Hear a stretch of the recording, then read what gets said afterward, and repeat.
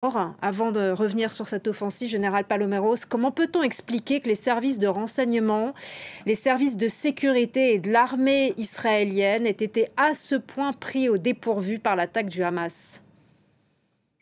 Alors, il y avait quelques éléments qui indiquaient que le Hamas allait mener des actions, mais je crois que finalement, c'est un peu un effet, si je peux m'exprimer ainsi, de routine, puisqu'il est courant que le Hamas monte des attaques, en particulier des attaques de roquettes, et que le Hamas a su masquer très habilement sa montée en puissance.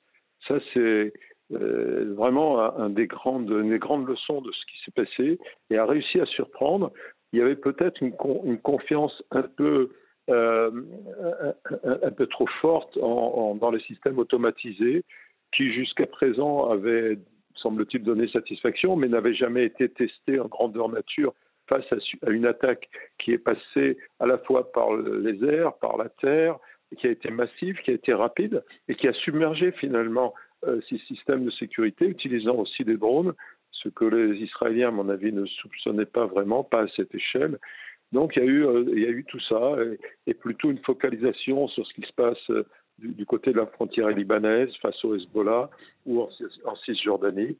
Et c'est vrai que depuis plusieurs années, ce front-là était relativement calme. Alors maintenant, revenons à l'opération terrestre qui s'annonce imminente. Quels sont ses objectifs? Est-ce que c'est retrouver, libérer les otages ou détruire le Hamas, ses militants, ses dirigeants et ses bases? Ça sera un peu les deux, mais avec une priorité absolue sur l'éradication du Hamas. C'est clair, net et précis. Avec une attention malgré tout donnée aux, aux prisonniers, aux otages. Il est clair que les Israéliens et d'autres pays travaillent là-dessus pour essayer d'avoir du renseignement, pour essayer de les identifier, mais évidemment le Hamas va les disperser au maximum, donc ça va être assez difficile. Il y aura certainement des opérations en particulier, des opérations spéciales qui seront montées pour essayer de libérer des groupes d'otages, mais l'objectif de cette incursion israélienne, dont on verra la durée, c'est vraiment d'éradiquer le Hamas. Là, c'est sans ambiguïté et ça va être difficile parce que le Hamas est terré. Il y a des centaines de kilomètres de tunnels. Donc, ça va être un combat urbain extrêmement difficile. Donc on voit bien les risques d'une telle opération au sol. Est-ce qu'il vous paraît possible de détruire le Hamas par des opérations ciblées sans commettre des crimes de guerre à l'encontre des populations civiles?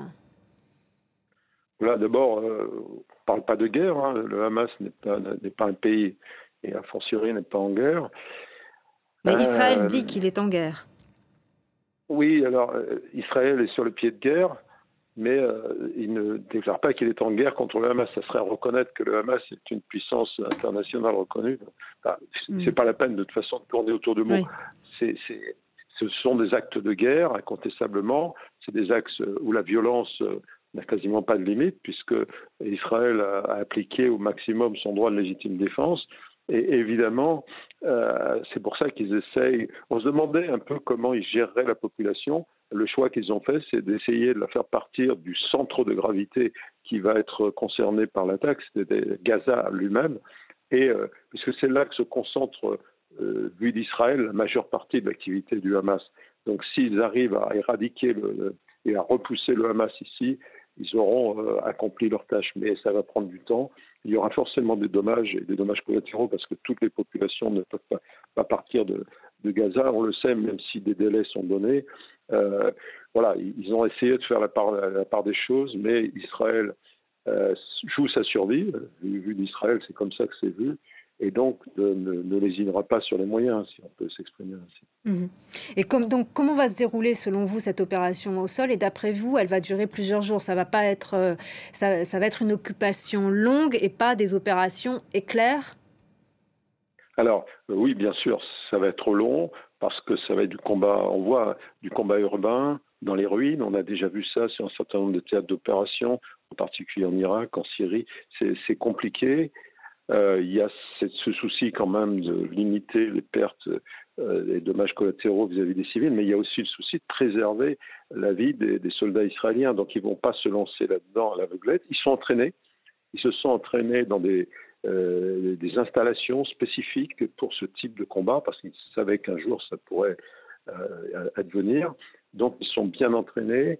Ils ont aussi des moyens modernes pour les protéger, pour protéger l'avancée des blindés et surtout des engins de transport de troupes. Donc ça, ils ont beaucoup progressé en termes de technologie. Ils vont pas se lancer, si vous voulez, à la poursuite du Hamas dans les tunnels. Ça, c'est pas la bonne méthode. Ils vont essayer de prendre des points stratégiques et progressivement d'épuiser le Hamas, ce qui veut dire qu'effectivement, cette guerre sera longue. Je pense que la technologie, le savoir-faire, la technologie israélienne vont prendre le pas incontestablement sur le Hamas. Ça prendra du temps. Il y aura des pertes des deux côtés. Mais là, Israël est parti sur une offensive qu'on n'a jamais vue pour l'instant, si vous voulez, depuis des décennies. Ils sont décidés, ils iront jusqu'au bout, coûte que coûte. Et vous pensez qu'il y a un risque d'embrasement de la région, ou au moins d'une intervention du Hezbollah? Ça, c'est la grande inconnue. On a vu, il y a quelques tests. C'est difficile à dire. Pour le Hezbollah, incontestablement, ça serait une occasion, mais ça serait aussi déclencher effectivement un embrasement de la région. Est-ce que le Hezbollah veut ça? Quels sont les liens entre le Hezbollah et le Hamas? Vous voyez, il y a des questions, il y a aussi des rivalités.